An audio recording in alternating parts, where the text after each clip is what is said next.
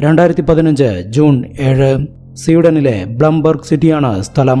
ബ്ലംബർഗിൽ പ്രവർത്തിക്കുന്ന ഒരു കഫേയിൽ ജോലി ചെയ്തിരുന്ന പെൺകുട്ടിയായിരുന്നു 17 വയസ്സുള്ള ലിസ ഹോം. ജോലിക്ക് പോകാനുള്ള സൗകര്യം പരിഗണിച്ച് ലിസയുടെ അച്ഛൻ അവൾക്കൊരു സ്കൂട്ടർ വാങ്ങിച്ചു കൊടുത്തു. 2015 ജൂൺ 7 അവൾ ആദ്യമായി ആ സ്കൂട്ടറിൽ ഒറ്റയ്ക്ക് ജോലിക്ക് പോയത്. അതുതന്നെയായിരുന്നു പാരന്റ്സ് അവളെ ജീവനോടെ കണ്ട അവസാന ദിവസവും. ലോകത്തെ സേഫസ്റ്റ് കൺട്രികളുടെ ലിസ്റ്റിൽ ഇന്ന് 13ാം സ്ഥാനത്ത് നിൽക്കുന്ന സ്വീഡനിൽ 2015 വലിയ ചർച്ചാ വിഷയമായ കേസായിരുന്നു ലിസ ഹോമിന്റെ മിസ്സിംഗ് കേസ്. എന്തായിരുന്നു ലിസ ഹോം എന്ന ആ 17 വയസ്സുകാരിക്ക് സംഭവിച്ചത്? നമ്മുടെ ഇൻവെസ്റ്റിഗേഷൻ ഇവിടെ ആരംഭിക്കുന്നു. Welcome back.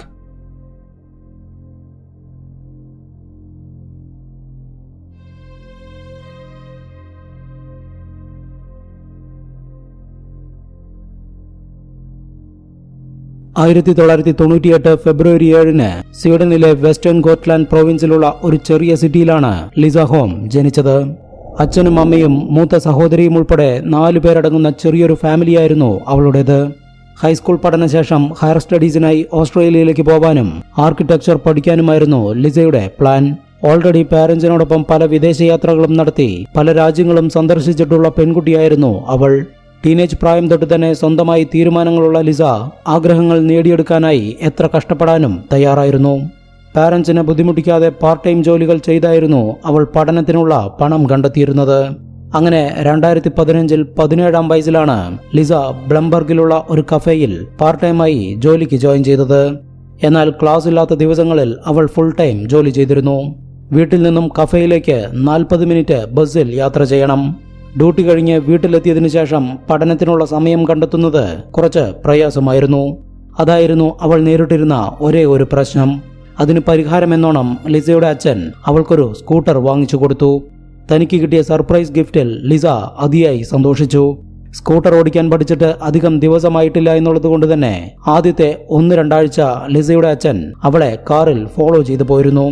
എന്നാൽ സ്കൂട്ടർ ഓടിച്ച് എക്സ്പീരിയൻസ് ആയതോടെ താൻ ഇനി തനിച്ചു പോവാമെന്ന് അവൾ പാരന്റ്സിനോട് പറഞ്ഞു. അങ്ങനെ 2015 ജൂൺ 7 ലിസ സ്കൂട്ടറുമായി തനിച്ച് കഫേയിലേക്ക് പോയത്. പാരന്റ്സിന്റെ മനസ്സിൽ അപ്പോഴും ചെറിയൊരു ഭയമുണ്ടായിരുന്നു. ഉച്ചയോടെ അവർ ലിസ വർക്ക് ചെയ്യുന്ന കഫേയിലെത്തി. ഡ്യൂട്ടി കഴിഞ്ഞിറങ്ങുമ്പോൾ അവളെ ഫോളോ ചെയ്ത് പോവാനായിരുന്നു അവരുടെ പ്ലാൻ. അത്രയും കെയർഫുൾ ആയിട്ടായിരുന്നു അവരവളെ വളർത്തിക്കൊണ്ടുവന്നത്. എന്നാൽ അന്ന് സ്കൂൾ അവധി ദിവസമായിരുന്നതിനാൽ ഫുൾ ടൈം ഡ്യൂട്ടി എടുത്തിട്ട് ഞാൻ വരുന്നുള്ളൂ എന്ന് അവൾ പറഞ്ഞു. ആ കഫേയിലിരുന്ന് 3 പേരും ഒരുമിച്ച് ലഞ്ച് കഴിച്ചതിന് ശേഷം ഞാൻ വൈകുന്നേരം ശ്രദ്ധിച്ചു വന്നോളാമെന്ന് പറഞ്ഞ് ലിസ പാരന്റ്സിനെ യാത്രയാക്കി.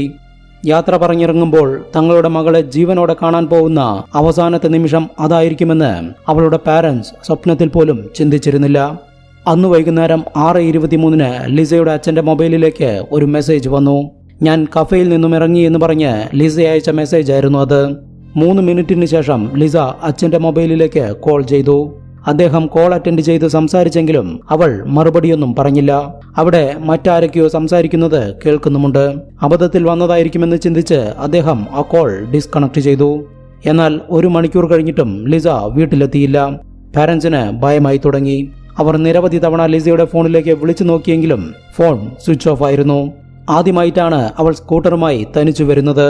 വഴിയിൽ വെച്ച് എന്തെങ്കിലും അപകടം സംഭവിച്ചിരിക്കുമോ എന്ന് ചിന്തിച്ചാണ് പാരന്റ്സ് ആദ്യം ഭയപ്പെട്ടത്. കുറച്ചു നേരം കൂടി വെയിറ്റ് ചെയ്ത് നോക്കിയിട്ടും അവൾ വീട്ടിലെത്താതായതോടെ ലിസയുടെ അച്ഛൻ അവളെ തിരഞ്ഞിറങ്ങി. റോഡ് സൈഡിലെങ്ങാനും സ്കൂട്ടർ വീണ് കിടക്കുന്നുണ്ടോ എന്ന് നോക്കി പതുക്കെയാണ് അദ്ദേഹം കാർ ഓടിച്ചത്. എന്നാൽ പോയ വഴിയിലൊന്നും വെച്ച് അദ്ദേഹം ലിസയെ കണ്ടില്ല. പക്ഷെ കഫയുടെ മുന്നിൽ അവളുടെ സ്കൂട്ടർ നിൽക്കുന്നത് കണ്ടതോടെയാണ് അദ്ദേഹത്തിന് ശ്വാസം നേരെ വീണത്. മകൾ ഇനിയും ഡ്യൂട്ടി കഴിഞ്ഞിറങ്ങിയിട്ടില്ല എന്നാണ് അദ്ദേഹം ചിന്തിച്ചത്. പക്ഷേ കഫേ ലോക്കായി കിടക്കുന്ന കാഴ്ച അദ്ദേഹത്തിന്റെ ഭയം വീണ്ടും വർദ്ധിപ്പിച്ചു. കീയും ഹെൽമറ്റുമെല്ലാം ആ സ്കൂട്ടറിൽ തന്നെ ഉണ്ടായിരുന്നു. ലിസ മാത്രം എങ്ങോട്ട് പോയി എന്ന് വ്യക്തമല്ല. അദ്ദേഹം വീട്ടിലേക്ക് വിളിച്ച് ഭാര്യയോട് കാര്യം പറഞ്ഞു. ഉടനെ തന്നെ ലിസയുടെ അമ്മ കഫേ ഓണറിനെ ഫോണിൽ വിളിച്ച് കാര്യം തിരക്കി. അന്ന് ഉച്ചയോടെ കഫേയിൽ നിന്നും ഇറങ്ങിയതിനാൽ ലിസ എങ്ങോട്ട് പോയി എന്ന് അദ്ദേഹത്തിന് വ്യക്തമായി അറിയില്ലായിരുന്നു. 6 മണിയോടെ അദ്ദേഹം സ്റ്റാഫുകളെ വിളിച്ചപ്പോൾ കഫേ ക്ലോസ് ചെയ്യുന്ന തിരക്കിലായിരുന്നു എല്ലാവരും. അങ്ങനെയാണെങ്കിൽ കഫേ ക്ലോസ് ചെയ്തതിനു ശേഷമായിരിക്കണം ലിസ അച്ഛന് മെസ്സേജ് അയച്ചത്. 3 മിനിറ്റിന് ശേഷം കോൾ ചെയ്ത് സംസാരിക്കാതിരുന്നപ്പോൾ തന്നെ അവൾക്കെന്തോ അപകടം സംഭവിച്ചിട്ടുണ്ട്. ഉടനെ തന്നെ കഫേ ഓണർ അദ്ദേഹത്തിന്റെ ചില സുഹൃത്തുക്കളുമായി സ്ഥലത്തെത്തുകയും ലിസയുടെ അച്ഛനെയും വിളിച്ച് അവളെ അന്വേഷിച്ചിറങ്ങുകയും ചെയ്തു. രാത്രി സ്കൂട്ടർ ഓടിക്കാൻ ഭയമായതുകൊണ്ട് അവൾ ബസ്സിൽ പോയതായിരിക്കുമോ എന്നതായി പിന്നീടുള്ള ചിന്ത. ലിസയുടെ അമ്മയും സഹോദരിയും അവളെയും കാത്ത് വീടിനടുത്തുള്ള ബസ് സ്റ്റോപ്പിൽ വളരെ നേരം നിന്നെങ്കിലും ഒരു ബസ്സിലും അവൾ ഉണ്ടായിരുന്നില്ല. ഇതോടെ അവരുടെ ആ പ്രതീക്ഷയും നഷ്ടമായി. അധികമൊന്നും ചിന്തിക്കാൻ നിൽക്കാതെ ലിസയുടെ അച്ഛൻ കഫേ ഓണറെയും കൂട്ടി പോലീസ് സ്റ്റേഷനിലെത്തി പരാതി കൊടുത്തു. ഉടനെ തന്നെ പോലീസ് ലിസയ്ക്ക് വേണ്ടിയുള്ള തിരച്ചിൽ ആരംഭിച്ചു. കിഡ്നാപ്പിംഗ് കേസുകളൊക്കെ വളരെ റയറായിട്ട് സ്വീഡനിൽ നടക്കാറുള്ളൂ. അതുകൊണ്ട് തന്നെ അവൾക്ക് എന്തെങ്കിലും അപകടം നടന്നിരിക്കുമെന്ന് തന്നെയാണ് പോലീസും ചിന്തിച്ചത്. എന്നാൽ കഫേയിലെ പാർക്കിംഗ് ലോട്ടിൽ കീയോടുകൂടി ലിസയുടെ സ്കൂട്ടർ നിർത്തിയിട്ടിരിക്കുന്നത് അവരിൽ സംശയമുണ്ടാക്കി. ആ രാത്രി മുഴുവൻ പല ഗ്രൂപ്പുകളായി തിരിഞ്ഞാണ് പോലീസ് ലിസയ്ക്ക് വേണ്ടിയുള്ള തിരച്ചിൽ നടത്തിയത്. കഫേയുടെ പരിസര പ്രദേശങ്ങളിലെ പല വീടുകളിലും പോലീസ് ലിസയെക്കുറിച്ച് അന്വേഷിച്ചു. ആർക്കും ഒരറിവും ഉണ്ടായിരുന്നില്ല. ആ രാത്രി മുഴുവൻ തിരഞ്ഞിട്ടും അവൾക്ക് എന്ത് സംഭവിച്ചു എന്ന് കണ്ടെത്താനായില്ല. അടുത്ത ദിവസം ലിസയുടെ ഫ്രണ്ട്സും ക്ലാസ്മേറ്റ്സുമെല്ലാം ഈ വിവരം അറിഞ്ഞതോടെ അവർ സോഷ്യൽ മീഡിയയിലൂടെ ഈ ന്യൂസ് ഷെയർ ചെയ്തു. ലിസയെക്കുറിച്ചുള്ള എന്തെങ്കിലും വിവരമറിയുന്നവർ ഉടനെ ബന്ധപ്പെടണമെന്ന് പറഞ്ഞ് പോലീസും മീഡിയയ്ക്ക് മുന്നിൽ വന്ന് ഈ സംഭവത്തെക്കുറിച്ചുള്ള ഡീറ്റെയിൽസ് പുറത്തുവിട്ടു. ഇതോടെയാണ് പോലീസുകാർക്ക് ആദ്യത്തെ ഇൻഫർമേഷൻ ലഭിച്ചത്. ലിസ വർക്ക് ചെയ്തിരുന്ന കഫേയുടെ ഓപ്പോസിറ്റ് റോഡിന് മറുവശത്തായി വലിയൊരു ഫാം ലാൻഡാണ്. ഈ ഫാം ലാൻഡിൽ നിന്നും വിളവെടുക്കുന്ന ധാന്യങ്ങൾ സംഭരിച്ചു വെക്കാനായി ഒരു ധാന്യപ്പുരയും അവിടെ ഉണ്ടായിരുന്നു. വലിയൊരു ബിൽഡിംഗ് ആയിരുന്നു ആ ധാന്യപ്പുര. അവിടെ ജോലി ചെയ്തിരുന്ന ഒരു വ്യക്തിയാണ് പോലീസിന് ഒരു മൊഴി കൊടുത്തത്. അയാൾ ജോലി കഴിഞ്ഞു പോകുമ്പോൾ റോഡ് സൈഡിലായി ഒരു മോട്ടോർ സൈക്കിൾ ഗ്ലൗ കിടക്കുന്നത് കണ്ടു എന്നായിരുന്നു മൊഴി. ലിസയ്ക്ക് വേണ്ടിയുള്ള തിരച്ചിൽ നടന്നത് രാത്രിയായിരുന്നതുകൊണ്ട് തന്നെ ആ ഗ്ലൗ പോലീസുകാരുടെ ശ്രദ്ധയിൽപ്പെട്ടിരുന്നില്ല. ഉടനെ സ്ഥലത്തെത്തി പരിശോധന നടത്തിയ പോലീസ് ആ ഗ്ലൗ കണ്ടെത്തുകയും അത് ലിസയുടെ അച്ഛനെ കാണിക്കുകയും ചെയ്തു. അത് തന്റെ മകൾ ധരിച്ചിരുന്ന ഗ്ലൗ തന്നെയാണെന്ന് അദ്ദേഹം പോലീസുകാരോട് പറഞ്ഞു. ഇതോടെ ആ ഫാം ലാൻഡും ധാന്യപ്പുരയുമെല്ലാം പോലീസ് അരിച്ചുപെറുക്കി പരിശോധിച്ചു. പക്ഷേ കാര്യമായ തെളിവുകളൊന്നും ലഭിച്ചില്ല. അതിനോടകം ലിസ ഹോമിന്റെ ഡിസപ്പിയറൻസിനെ കുറിച്ചുള്ള വാർത്തകൾ സ്വീഡൻ മുഴുവനായും പരന്നു. അടുത്ത ദിവസം തന്നെ 100 കണക്കിന് പോലീസുകാരും വോളണ്ടിയേഴ്സും തിരച്ചിലിൽ പങ്കെടുത്തു. ഞായറാഴ്ച വൈകുന്നേരം തന്നെ തിരച്ചിൽ ആരംഭിച്ചെങ്കിലും ചൊവ്വാഴ്ചയോടെയാണ് നിർണായകമായ തെളിവുകൾ കണ്ടെത്തിയത്. ലിസ ജോലി ചെയ്തിരുന്ന കഫേയിൽ നിന്നും കുറച്ചു ദൂരം മാറി റോഡിനരികിലുള്ള ഫാം ലാൻഡിൽ നിന്നും ഒരു ഫോൺ കേസും കുറച്ച് റെസിപ്റ്റുകളും തകർന്ന നിലയിലുള്ള സ്മാർട്ട് ഫോൺ സ്ക്രീൻ ഗാർഡുമാണ് കണ്ടെത്താനായത്. ഇതെല്ലാം തന്നെ ലിസയുടേതാണെന്ന് തിരിച്ചറിഞ്ഞതോടെ ആ സ്ഥലം കേന്ദ്രീകരിച്ച് തിരച്ചിൽ വ്യാപകമാക്കി. കുറച്ചു നേരത്തെ തിരച്ചിലിനൊടുവിൽ സ്വിച്ച് ഓഫ് ആക്കിയ നിലയിലുള്ള ലിസയുടെ മൊബൈൽ ഫോണും ID കാർഡും കണ്ടെത്താൻ കഴിഞ്ഞു. ഇതെല്ലാം തന്നെ ആരോ റോഡിൽ നിന്നും ആ ഫാം ലാൻഡിലേക്ക് എറിഞ്ഞിരിക്കുകയാണ്.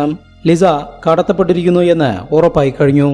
എന്നാൽ മണിക്കൂറുകൾ കടന്നുപോയിട്ടും അവളെ കണ്ടെത്താൻ മാത്രം കഴിഞ്ഞില്ല. ഈ സമയത്ത് പോലീസ് സ്റ്റേഷനിലേക്ക് ഒരു സ്ത്രീ വിളിച്ച് അവർക്കുണ്ടായ ഒരനുഭവം വെളിപ്പെടുത്തി. അത് ഇങ്ങനെയായിരുന്നു. 2015 ജൂൺ 6 ഞാൻ ജോഗിങ്ങിന് പോയ സമയത്ത് ഒരാൾ എൻ്റെ അടുത്ത് കാർ കൊണ്ടുവന്ന് നിർത്തുകയും ഒരു സ്ഥലത്തേക്കുള്ള വഴി ചോദിക്കുകയും ചെയ്തു. ഇംഗ്ലീഷിലാണ് അയാൾ സംസാരിച്ചത്. ആ സ്ഥലത്തേക്കുള്ള വഴി എനിക്കറിയാത്തത് കൊണ്ട് തന്നെ ഞാൻ ഗൂഗിൾ മാപ്പ് എടുത്ത് നോക്കി. ഉടനെ തന്നെ അയാൾ എന്നോട് കാറിനകത്ത് കയറാനും നാവിഗേഷൻ ഓൺ ചെയ്ത് വഴി പറഞ്ഞു തരാനും പറഞ്ഞു. അയാളുടെ പെരുമാറ്റത്തിൽ പന്തികേട് തോന്നിയതോടെ സോറി പറഞ്ഞ് ഞാൻ അവിടെ നിന്നും പോയി എന്നായിരുന്നു ആ സ്ത്രീ പോലീസുകാരോട് പറഞ്ഞത്. അവർ ഈ സംഭവം പോലീസുകാരോട് പറയാൻ മറ്റൊരു പ്രധാനപ്പെട്ട കാരണം കൂടിയുണ്ട്. വഴി ചോദിച്ച വ്യക്തി പലപ്പോഴായി ലിസ ജോലി ചെയ്തിരുന്ന കഫേയുടെ ഓപ്പോസിറ്റ് റോഡ് സൈഡിൽ നിൽക്കുന്നത് ആ സ്ത്രീ കണ്ടിട്ടുണ്ട്. അതുപോലെ ഈ സംഭവം നടന്നതിന്റെ അടുത്ത ദിവസമാണ് ലിസയെ കാണാതായത്. അയാൾക്ക് ലിസയുടെ ഡിസപ്പിയറൻസിന് പിന്നിൽ പങ്കുണ്ട് എന്നുള്ള സംശയത്തിലാണ് ആ സ്ത്രീ പോലീസിൽ വിവരമറിയിച്ചത്. അതിനടുത്ത ദിവസം നിർണായകമായ മറ്റു ചില തെളിവുകൾ കൂടി ലഭിച്ചു. ലിസയുടെ ഡ്രൈവിംഗ് ലൈസൻസും വീടിന്റെ താക്കോലുമാണ് ലഭിച്ചത്. എന്നാൽ ഇത്തവണ മെയിൻ റോഡ് സൈഡിൽ നിന്നുമല്ലാതെ മെയിൻ റോഡിൽ നിന്നും ഡൈവേർട്ട് ചെയ്തു പോകുന്ന മറ്റൊരു റോഡ് സൈഡിൽ നിന്നുമാണ് ലഭിച്ചത്. ഇതോടെ ലിസയെ കടത്തിക്കൊണ്ടുപോകുന്ന സമയത്ത് കിഡ്നാപ്പർ വഴിയിൽ ഓരോ സാധനങ്ങളായി ഉപേക്ഷിച്ചിരിക്കുകയാണ് എന്ന് മനസ്സിലായി. മെയിൻ റോഡിൽ നിന്നും ഡൈവേർട്ട് ചെയ്തു പോകുന്ന ആ വഴി കേന്ദ്രീകരിച്ചായിരുന്നു പിന്നീട് തിരച്ചിൽ നടന്നത്. എന്നാൽ ലിസ ജോലി ചെയ്തിരുന്ന കഫേയുടെ ഓപ്പോസിറ്റുള്ള ഫാം ലാൻഡും ധാന്യപ്പുരയും പലരിലും സംശയമുണ്ടാക്കിയിരുന്നു. തിരച്ചിലിൽ സജീവമായി പങ്കെടുത്തിരുന്ന ലിസയുടെ അച്ഛന്റെ ഫ്രണ്ടായിരുന്ന ഒരു വ്യക്തി ആ ബിൽഡിങ്ങിനകത്ത് കയറി ഒന്നുകൂടി പരിശോധിക്കാൻ തീരുമാനിച്ചു. ഇത്തരത്തിൽ അദ്ദേഹം നടത്തിയ പരിശോധനയിൽ മറ്റൊരു തെളിവ് കൂടി കണ്ടെത്തി. പെൺകുട്ടികൾ ധരിക്കുന്ന ഇയർ റിംഗ്സുകളിൽ ഒന്നാണ് ആ ബിൽഡിങ്ങിനകത്ത് നിന്നും ലഭിച്ചത്. കാണാതാവുമ്പോൾ ലിസ ധരിച്ചിരുന്ന ഇയർ റിംഗ്സുകളിൽ ഒന്നാണ് അത് എന്ന് പാരന്റ്സ് സ്ഥിരീകരിച്ചതോടെ അവർ ആ വിവരം പോലീസിനെ അറിയിച്ചു. ആ ബിൽഡിങ്ങിനകത്ത് വെച്ച് തന്നെയാണ് ലിസ ആക്രമിക്കപ്പെട്ടിരിക്കുന്നത് എന്ന് ഏറെക്കുറെ ഉറപ്പായതോടെ പോലീസ് ആ ബിൽഡിംഗ് മുഴുവൻ ഒന്നുകൂടി പരിശോധിക്കാൻ തീരുമാനിച്ചു. ലിസയ്ക്ക് വേണ്ടിയുള്ള തിരച്ചിലിന്റെ ആദ്യ ദിവസം തന്നെ പോലീസ് ആ ബിൽഡിങ്ങിനകത്ത് പരിശോധന നടത്തിയിരുന്നുവെങ്കിലും ലിസയെ കണ്ടെത്തുക എന്നതായിരുന്നു ലക്ഷ്യം എന്നുള്ളതുകൊണ്ട് തന്നെ ഡീറ്റെയിൽ ആയ പരിശോധന നടത്തിയിരുന്നില്ല. അതുകൊണ്ടാണ് ആ ഇയർ റിംഗ്സ് പോലീസുകാരുടെ ശ്രദ്ധയിൽപ്പെടാതിരുന്നത്. എന്നാൽ രണ്ടാമത്തെ പരിശോധനയിൽ നിർണായകമായ പല തെളിവുകളും ലഭിച്ചു. ഡോഗ് സ്ക്വാഡിനെയും ഫോറൻസിക് എക്സ്പേർട്സിനെയും സ്ഥലത്തെത്തിച്ച് ഡീറ്റെയിൽ ആയ പരിശോധനയായിരുന്നു നടന്നത്. ലിസയുടെ ഇയർ റിംഗ്സ് ലഭിച്ച റൂമിനകത്തുള്ള ചുമരിൽ യൂറിനായിട്ടുള്ളതിന്റെ തെളിവുകളാണ് ആദ്യം കണ്ടെത്തിയത്. തീർച്ചയായും അത് കിഡ്നാപ്പറിന്റെ യൂറിനായിരിക്കുമെന്നാണ് എക്സ്പേർട്സ് പറയുന്നത്. കാരണം അത് ധാന്യങ്ങൾ ശേഖരിച്ചു വെക്കുന്ന ഒരു ബിൽഡിംഗ് ആയതുകൊണ്ട് തന്നെ ജീവനക്കാർ ഇത്തരം പ്രവൃത്തി ചെയ്യാൻ സാധ്യതയില്ല. മറിച്ച് കിഡ്നാപ്പർ ചെയ്തിരിക്കാം. കാരണം അയാൾ ലിസയെ ആ ബിൽഡിങ്ങിനകത്തേക്ക് വലിച്ചിഴച്ചു കൊണ്ടുവന്ന് ആക്രമിച്ചിട്ടുണ്ട്. ബിൽഡിങ്ങിന് പുറത്തു നിന്ന് ലഭിച്ച ലിസയുടെ ഹാൻഡ് ഗ്ലൗവും ബിൽഡിങ്ങിനകത്ത് നിന്ന് ലഭിച്ച ഇയർ റിംഗ്സും അത് സാക്ഷ്യപ്പെടുത്തുന്നു. ഇത്തരം പ്രവൃത്തികൾ ചെയ്യുമ്പോൾ ക്രിമിനൽസിന്റെ ശരീരത്തിനകത്ത് അമിതമായ അളവിൽ അഡ്രിനാലിൻ ഉൽപ്പാദിപ്പിക്കപ്പെടും. വിയർപ്പിലൂടെയും യൂറിനിലൂടെയുമായിരിക്കും അത് പുറന്തള്ളപ്പെടുക. അങ്ങനെയൊരു സാഹചര്യം ഉണ്ടായതിനാലാവും കിഡ്നാപ്പറിന്റെ യൂറിൻ ആ ബിൽഡിങ്ങിനകത്ത് കാണപ്പെട്ടത് എന്നാണ് എക്സ്പേർട്സ് പറയുന്നത്. ഉടനെ തന്നെ ആ urine sample forensic team collect ചെയ്ത് പരിശോധനയ്ക്ക് അയച്ചു. അതുപോലെ അതേ ബിൽഡിങ്ങിനകത്തുള്ള മറ്റൊരു റൂമിൽ നിന്നുമാണ് ഈ കേസ് തെളിയിക്കാൻ സഹായിച്ച പ്രധാനപ്പെട്ട തെളിവ് ലഭിച്ചത്. ആ റൂമിനകത്തുള്ള ചുമരിലും ഫ്ലോറിലുമെല്ലാമായി 15ഓളം സ്ഥലത്തു നിന്നും സീമൻ സാമ്പിൾ കണ്ടെത്തി. ആ റൂമിൽ ഒരു വിൻഡോയുണ്ട്. അതിലൂടെ നോക്കിയാൽ ഓപ്പോസിറ്റുള്ള കഫേയും അവിടെ ജോലി ചെയ്യുന്ന സ്റ്റാഫുകളെയും വ്യക്തമായി കാണാം. ആരോ ഒരാൾ സ്ഥിരമായി വിൻഡോയിലൂടെ കഫയിൽ ജോലി ചെയ്യുന്ന സ്റ്റാഫുകളെ നോക്കി സ്വയംഭോഗം ചെയ്തതുകൊണ്ടാണ് ഇത്രയും സീമൻ സാമ്പിളുകൾ ആ റൂമിൽ നിന്നും ലഭിച്ചത്. അത് തീർച്ചയായും ആ ഫാംലാൻഡിൽ ജോലി ചെയ്തിരുന്ന ഏതെങ്കിലും ഒരു ജീവനക്കാരനായിരിക്കുമെന്ന് പോലീസിന് ഉറപ്പായിരുന്നു. അവിടെ ജോലി ചെയ്യുന്ന മെയിൽ സ്റ്റാഫുകളുടെ ഫുൾ ഡീറ്റെയിൽസും പോലീസ് കളക്ട് ചെയ്യാൻ തീരുമാനിച്ചു. അതിനു മുന്നായി ആ ബിൽഡിംഗിൽ നിന്ന് ലഭിച്ച യൂറിൻ സാമ്പിളും സീമൻ സാമ്പിളും ഫോറൻസിക് ലാബിലെത്തിച്ച് പരിശോധന നടത്തി. ഇതേ സമയം ലിസയ്ക്ക് വേണ്ടിയുള്ള തിരച്ചിൽ തുടർന്നുകൊണ്ടേയിരുന്നു. ലിസയെ കാണാതായി 5ാമത്തെ ദിവസം, അതായത് 2015 ജൂൺ 12-ന് സെർച്ചിംഗ് ടീം നിർണായകമായ കണ്ടെത്തൽ നടത്തി. അന്ന് ലിസ ജോലി ചെയ്തിരുന്ന കഫയിൽ നിന്നും 3.5 കിലോമീറ്റർ മാറി ഒറ്റപ്പെട്ട് കിടക്കുന്ന ഒരു ഫാമിലേക്കാണ് സെർച്ചിംഗ് ടീം പരിശോധനയ്ക്കായി എത്തിയത്.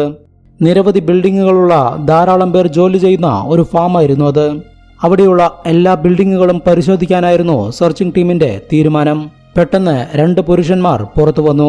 സ്വീഡിഷ് ലാംഗ്വേജ് അറിയാത്ത അവർ ഇംഗ്ലീഷിലാണ് സെർച്ചിംഗ് ടീമിനോട് സംസാരിച്ചത്. പോലീസുകാർ ഓൾറെഡി ഇവിടെ തിരച്ചിൽ നടത്തി പോയതാണ് എന്നായിരുന്നു അവർ പറഞ്ഞത്. മിസ്സിംഗ് കേസുകളിൽ പോലീസിനെ സഹായിക്കാനായി തിരച്ചിലിനിറങ്ങുന്ന ലോക്കൽ വോളണ്ടിയർ ഓർഗനൈസേഷനിലെ അംഗങ്ങളായിരുന്നു അന്നവിടെ തിരച്ചിലിനെത്തിയത്. പോലീസ് എവിടെയൊക്കെ തിരച്ചിൽ നടത്തിയിട്ടുണ്ട് എന്ന് അവർക്ക് വ്യക്തമായി അറിയാം. അതുകൊണ്ട് തന്നെ അവർ ആ ഫാമിൽ തിരച്ചിൽ നടത്താൻ തന്നെ തീരുമാനിച്ചു. കുറച്ചുനേരം തിരച്ചിൽ നോക്കി നിന്ന ആ 2 പുരുഷന്മാരും പെട്ടെന്ന് തന്നെ അവിടെ നിന്നും പോയി. 1 മണിക്കൂർ നീണ്ട തിരച്ചിലിനിടെ ആ ഫാമിലെ തൊഴുത്തിനു പുറകിൽ മരച്ചില്ലകൾ വെട്ടിക്കൂട്ടിയിരിക്കുന്നത് വോളണ്ടിയർമാർ ശ്രദ്ധിച്ചു. അവരതിനടുത്ത് പോയി മരച്ചില്ലകൾ ഇളക്കി മാറ്റി നോക്കിയപ്പോൾ അതിനകത്ത് ഒരു ഹെൽമറ്റും ഒരു മോട്ടോർ സൈക്കിൾ ജാക്കറ്റും ഹെഡ്ഫോണും മറച്ചു വെച്ചിരിക്കുന്നതായി കണ്ടു. ഉടനെ തന്നെ സെർച്ചിംഗ് ടീം പോലീസിന് വിവരം കൈമാറി. അവർ അതിവേഗത്തിൽ സ്ഥലത്തെത്തുകയും ആ സാധനങ്ങളെല്ലാം ലിസ ഹോമിന്റെ തന്നെയാണെന്ന് കൺഫേം ചെയ്യുകയും ചെയ്തു. ഇംഗ്ലീഷ് സംസാരിച്ചിരുന്ന ആ 2 പുരുഷന്മാരെക്കുറിച്ചും അവരുടെ പെരുമാറ്റത്തിൽ സംശയമുള്ളതിനെക്കുറിച്ചും വോളണ്ടിയർമാർ പോലീസുകാർക്ക് വിവരം നൽകി. ജോഗിങ്ങിനിടെ ഇംഗ്ലീഷ് സംസാരിച്ചിരുന്ന ഒരാൾ വഴി ചോദിച്ച് കാറിനകത്ത് കയറാൻ പറഞ്ഞ സംഭവത്തിൽ ആ 2 വ്യക്തികളിൽ ഒരാൾക്ക് പങ്കുണ്ടാവാൻ സാധ്യതയുണ്ട് എന്ന് പോലീസിന് ഉറപ്പായി. അവരെ കണ്ടെത്താനായിരുന്നു അടുത്ത ശ്രമം. അത് അത്ര പ്രയാസമുള്ള കാര്യമായിരുന്നില്ല. ആ ഫാമിൽ ജോലി ചെയ്തിരുന്ന മറ്റ് സ്റ്റാഫുകളോട് ചോദിച്ച് പോലീസ് അവരുടെ അഡ്രസ് സംഘടിപ്പിച്ചു. അവർ സ്വീഡിഷ് പൗരന്മാരായിരുന്നില്ല. ലിത്വാനിയയിൽ നിന്നും ജോലിക്കായി സ്വീഡനിലെത്തിയ സഹോദരന്മാരായിരുന്നു. പോലീസ് അവരുടെ വീട്ടിലേക്ക് പോകുന്നതിന് മുന്നായി ആ ഫാമും പരിസരവുമെല്ലാം വിശദമായി പരിശോധിച്ചു. അപ്പോഴാണ് ആ ഫാമിന്റെ ഒരറ്റത്ത് ഒരു പഴയ ട്രെയിലർ പോലീസുകാരുടെ ശ്രദ്ധയിൽപ്പെട്ടത്. പണ്ട് ജീവനക്കാർ റെസ്റ്റ് എടുക്കാനും വസ്ത്രങ്ങൾ മാറാനുമെല്ലാം ഉപയോഗിച്ചിരുന്ന ട്രെയിലറായിരുന്നു അത്. എന്നാൽ കഴിഞ്ഞ കുറെ വർഷങ്ങളായി അത് ആരും ഉപയോഗിച്ചിരുന്നില്ല. അതുകൊണ്ട് തന്നെ ആ ട്രെയിലറിന് ചുറ്റും കാട് പിടിച്ചു കിടക്കുകയാണ്. പോലീസുകാർ ആ ട്രെയിലറിനടുത്തെത്തി നോക്കിയപ്പോഴാണ് ഒരു കാര്യം അവരുടെ ശ്രദ്ധയിൽപ്പെട്ടത്. മെയിൻ ഡോറിലേക്ക് പോകുന്ന ഭാഗത്തെ ചെടികൾ മാത്രം ഒടിഞ്ഞ് ഉണങ്ങിപ്പോയിട്ടുണ്ട്. അടുത്തിടെ ആരോ ആ ട്രെയിലറിനകത്തേക്ക് കയറിയിട്ടുണ്ട് എന്നുള്ളതിനെയാണ് അത് സൂചിപ്പിക്കുന്നത്. കൂടുതലൊന്നും ചിന്തിക്കാൻ നിൽക്കാതെ പോലീസുകാർ ആ ട്രെയിലറിന്റെ ഡോർ തുറന്നു. അകത്ത് കയറിയ ഉടനെ അവർക്ക് ദുർഗന്ധം അനുഭവപ്പെട്ടു തുടങ്ങി. ജീവനക്കാരുടെ വസ്ത്രങ്ങളും സാധനങ്ങളുമെല്ലാം വയ്ക്കാൻ ഉപയോഗിക്കുന്ന ലോക്കറുകൾ അതിനകത്തുണ്ടായിരുന്നു. ഏതോ ഒരു ലോക്കറിനകത്തു നിന്നുമാണ് സ്മെൽ വരുന്നത്. പോലീസുകാർ ഓരോ ലോക്കറുകളായി തുറന്നു നോക്കി. അവസാനം ഞെട്ടിക്കുന്ന ആ കാഴ്ച അവർ കണ്ടു. ലിസ ഹോം എന്ന ആ 17 വയസ്സുകാരിയുടെ ഡെഡ് ബോഡി ആ ലോക്കറുകളിൽ ഒന്നിനകത്തുണ്ടായിരുന്നു.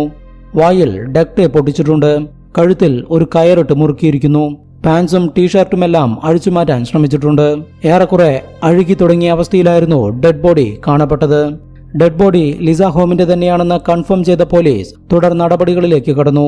ലൈംഗിക പീഡനം നടന്നിട്ടില്ല എന്നും കഴുത്തിൽ കയറിട്ട് മുറുക്കിയത് മൂലമാണ് മരണം നടന്നിരിക്കുന്നത് എന്നുമായിരുന്നു പോസ്റ്റ്മോർട്ടം റിപ്പോർട്ടിൽ പറയുന്നത്. കില്ലറിനെതിരായ എന്തെങ്കിലും തെളിവുകൾ കണ്ടെത്താൻ കഴിയുമോ എന്നറിയുന്നതിനായി അവളുടെ വസ്ത്രങ്ങൾ മുഴുവൻ ഫോറൻസിക് ലാബിലേക്ക് അയച്ചു. അതിനോടകം ക്രൂരമായ ഈ കൊലപാതകത്തെക്കുറിച്ചുള്ള വാർത്ത സ്വീഡൻ മുഴുവൻ കാട്ടുതീ പോലെ പടർന്നു. ഇത്തരം ന്യൂസുകളെല്ലാം സ്വീഡനിൽ വളരെ വിരളമായിരുന്നു. അതിന്റെ ഞെട്ടലിലായിരുന്നു എല്ലാവരും. ഇതേസമയം സോഷ്യൽ മീഡിയ മുഴുവൻ മറ്റൊരു വാർത്ത കൊണ്ട് നിറഞ്ഞു, പ്രത്യേകിച്ച് യൂട്യൂബിൽ. ലിസ മിസ്സിംഗ് ആവുന്നതിന് 13 ദിവസം മുൻപ് യൂട്യൂബിൽ ഒരു വീഡിയോ അപ്ലോഡ് ചെയ്യപ്പെട്ടിരുന്നു. 1 മിനിറ്റ് ദൈർഘ്യമുള്ള ഒരു കൗണ്ട് ഡൗൺ വീഡിയോ ആയിരുന്നു അത്. 13 എന്ന് മാത്രമായിരുന്നു ടൈറ്റിൽ കൊടുത്തിരുന്നത്. ഏറ്റവും വലിയ ദുരൂഹത ആ ചാനലിന്റെ പേര് തന്നെയാണ്. ലിസ ഹോം എന്നായിരുന്നു ചാനൽ നെയിം. ഇതോടെ ലിസയുടെ കൊലപാതകം ആരോ പ്രഡിക്റ്റ് ചെയ്തിരുന്നു എന്ന രീതിയിലാണ് വാർത്തകൾ പറയുന്നത്.